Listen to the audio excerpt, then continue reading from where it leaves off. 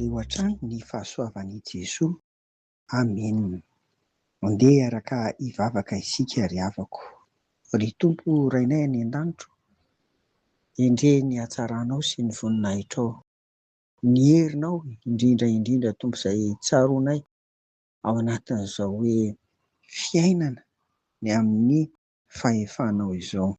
Tompo, mangataka hatrany izay ny fanahinao masina ho aminay Tompo, hampianatra anay ny teninao, ahafahanay miaina sy mivelona amin'izany, ary indrindra koa hisary izany ho an'ny hafa. Amin'ny anaran'i Jesoa, amen.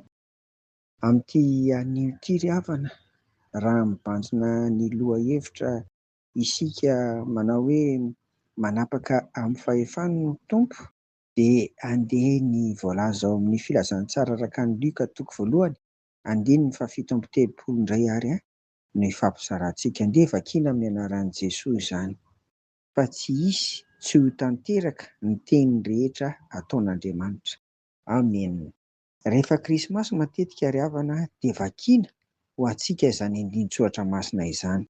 Dia nilazan'ny anjely Gabriela fa ho renin'ny mpamonjy i Maria Verjiny.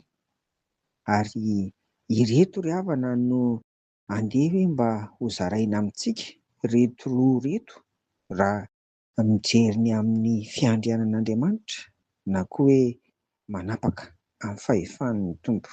Reto roa reto no ndeha asongadina amin'izany lohahevitra hoe tsy hisy, tsy ho tanteraka ny teny rehetra ataon'ny Tompo, ataon'Andriamanitra izany.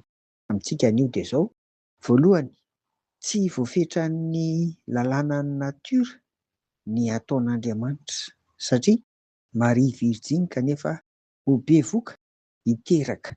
Etsy andanin'izany koa Elizabeta efa antitra kanefa dia hiteraka ihany koa. Tsy voazava ny lalànan'ny natiora, amintsika olombelona izany. Noho izany dia aza refesina amin'ny tanimaso sy ny fahalalana ananantsika ry havako ny ataon'Andriamanitra. Ny anjarantsika dia mivavaka, ny anjarantsika dia mangataka ny Tompo amin'ny alalan'ny fahefany mba ahazoantsika mandresy ary ahazoantsika mahazo valim-bavaka. Faharoa, ny teny fampanantenana rehetra ataon'Andriamanitra dia tsy maintsy ho tanterany, ary izay ny maha-Andriamanitra azy tsy mitovy amin'ny olona. Ny olona manome fampanantenana be dia be kanefa dia misy ny tsy tanteraka, fa ny an'Andriamanitra tena tsy izay. Izay fampanantenana rehetra ambarany dia tsy maintsy tanteraka, araka ny hoe tsy hisy, tsy ho tanteraka ny teny rehetra ataon'Andriamanitra.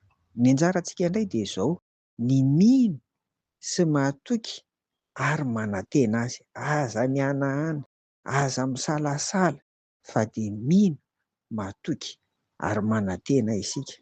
Tsy fantatro amin'izao fotoana izao izay iainanao ry havana, amin'ity alakamisy 4 volana Jona ity, mandalo fitsapana ve ianao?